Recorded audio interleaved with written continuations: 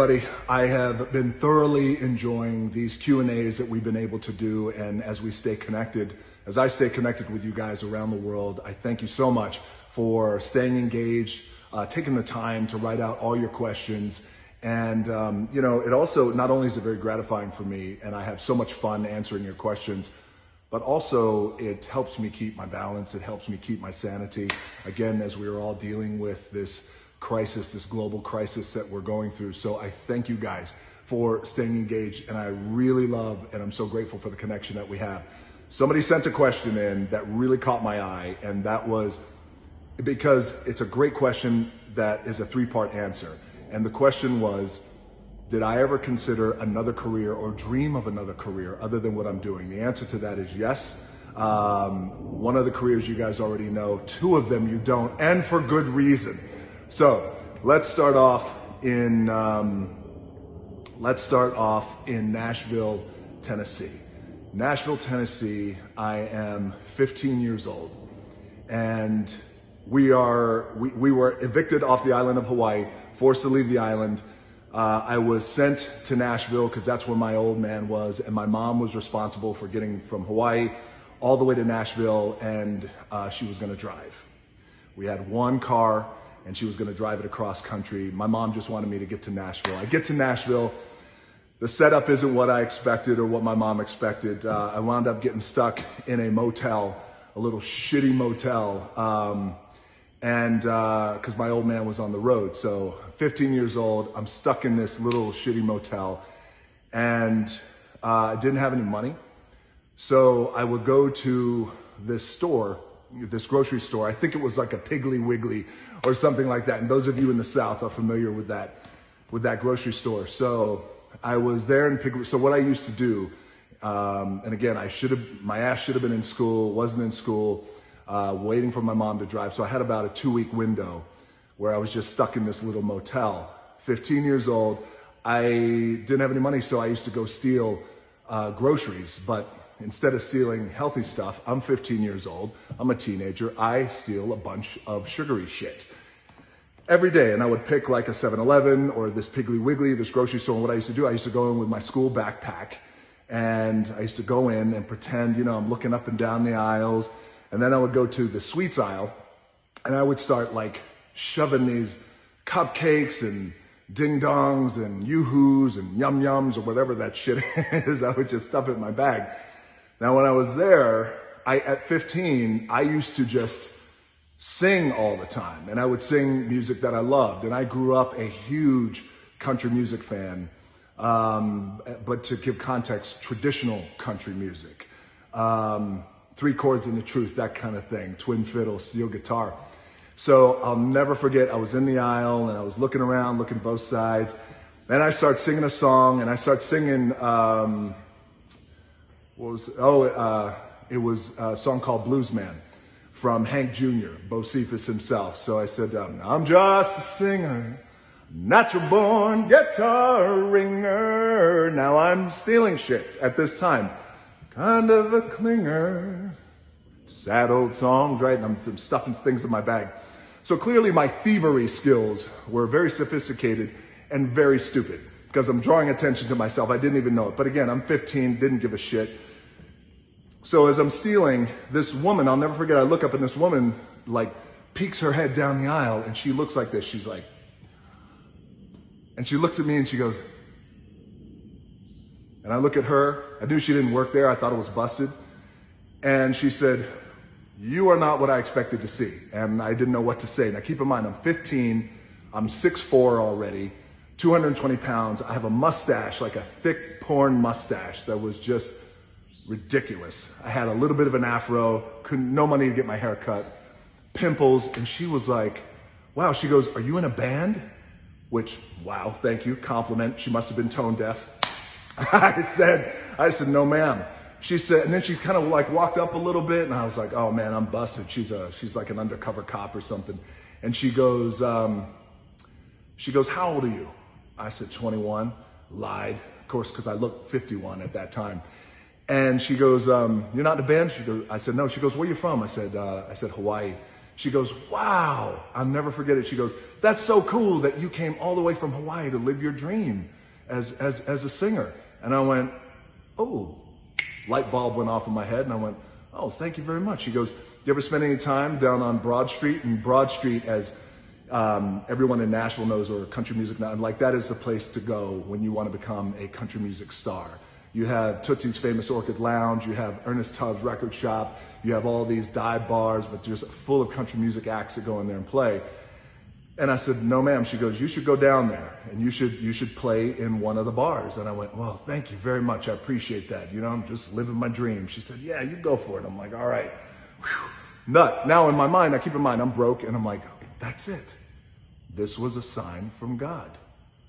I'm going to be a country music singer.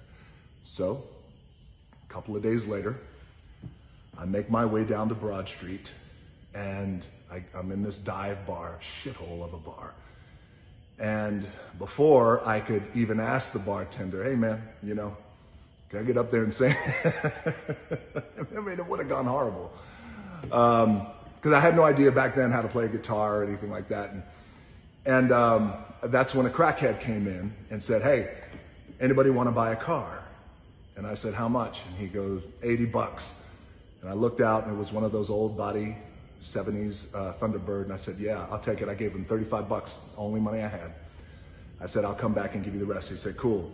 Now, I've told that crackhead story a few times, but after that, the car was probably stolen. And the next day when I dumped that car, I said to myself, man, I can't go down to Broad Street anymore. I'm going to get in trouble or get arrested. And I had already been arrested multiple times in Hawaii. So that was the end of my country music dream.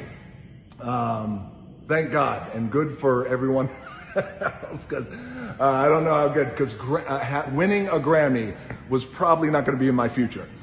So from there, we were forced to leave Nashville. It's a long story. My mom finally made it to Nashville. It's a long story. We were forced to leave Nashville and forced to go, of all places, we went up to Bethlehem, Pennsylvania, excuse me. We went up to Bethlehem, Pennsylvania. So we get up to Bethlehem, Pennsylvania. Now I'm 15 years old, and it's August, around August or September. I'm finally in school, the school that I eventually graduated from, Freedom High School. Go Patriots. And at that time, I got in a big fight at school. I got suspended in my first 2 weeks of school, and I got suspended for 2 weeks. And I thought I was going to be in a lot of trouble and expelled from school. So at that time, Michael Spinks was the heavyweight boxing champion of the world.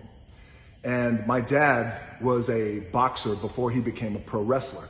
So at an early age, he would take me down to the mats. He'd kick the shit out of me in wrestling when I was 5, 6, 7 years old. Then he'd put me on the heavy bag. He'd let me hit the speed bag. He'd make me stand on a chair because I was so short. I'd just hit the speed bag for timing. So at 15, I thought, light bulb moment. I know what I'm going to do. I don't want, see, my goal was to not be broke. That was the goal. Country music singer was out.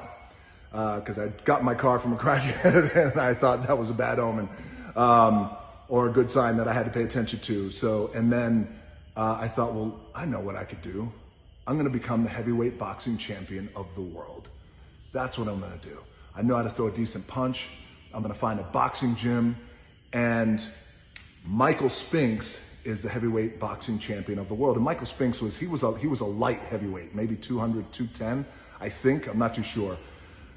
Now, I had heard about this dude, Mike Tyson, coming out of Catskills. I heard he was a bad dude, but I never really watched his fights. So it was his big fight, Mike Tyson against Michael Spinks.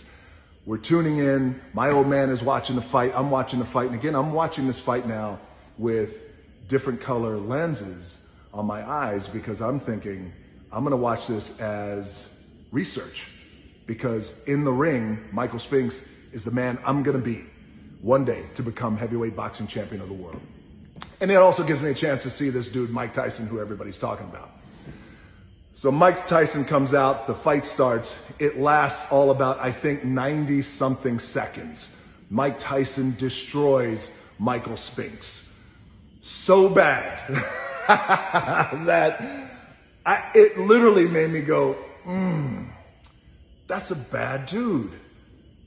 I don't think I've ever seen anybody so fast and so dominating and so powerful. And Muhammad Ali was my hero growing up. So I had such love and reverence for boxing. And I was like, I don't know about that. You know what? I think I'm gonna play football. So thank you, Mike Tyson, for changing my mind on becoming the heavyweight champion of the world, because I would have eventually had to fight Mike Tyson. That would not have gone well for me. On to football. I became so focused on making it to the NFL. And it starts in high school. I had to get a scholarship. I played 2 years of high school football, still trying to learn the game. University of Miami came knocking on my door. Dennis Erickson, the head coach at that time, they just won the national championship. They were the bad boys, the U. I was honored to wear that on my helmet. I signed at University of Miami. I worked my ass off.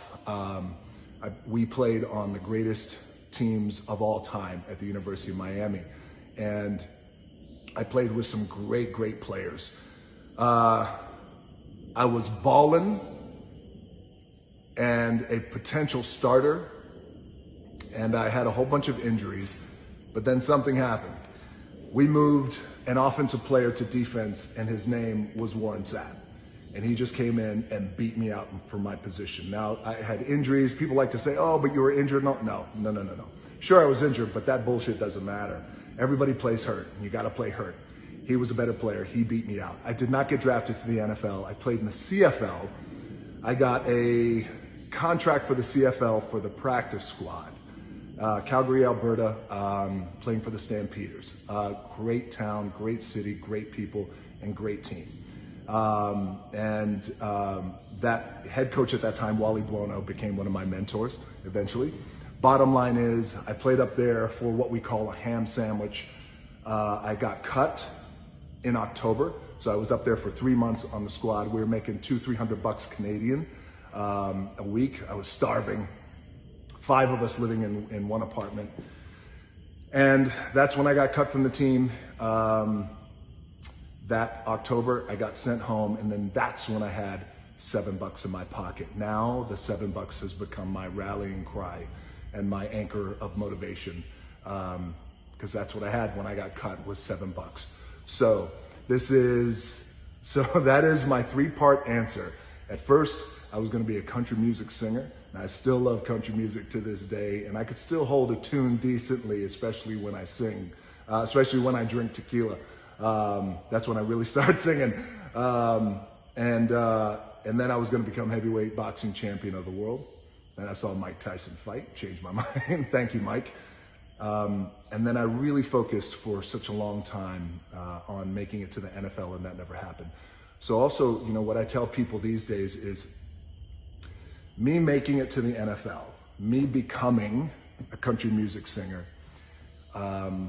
me becoming heavyweight boxing champion of the world, and me making it to the NFL were the best things that never happened, because they put me on a road and a trajectory that I would learn my life lessons, and I would become really intensely focused on other things, and not focused on what I failed at, but remembering that. So I always share with people, sometimes there's things in life that we work so hard at and we want to succeed at them, and it's our dream, it's our goal, and we just know it deep in our mana and our soul. But when they don't happen, sometimes those things are the best thing that never happened, because it sets us on a different path. And then all of a sudden we get a different job that we never knew we wanted. All of a sudden we meet somebody at that job. We become married, you have family, you have babies. Life has a funny way of working out, and the universe has a funny way of meeting you halfway in that way. So thank you guys for your questions. I appreciate it. This is almost 15 minutes of your life you will never get back. I will see you tomorrow, 3 o'clock, when we do our cheat meal Sunday. I'll bring the terramana, you bring your terramana, and I'm gonna bring a hell of a cheat meal. Thank you guys again. Most importantly, stay healthy and stay safe, my friends, and let's take care of one another. Love you guys. Thank you. See you tomorrow.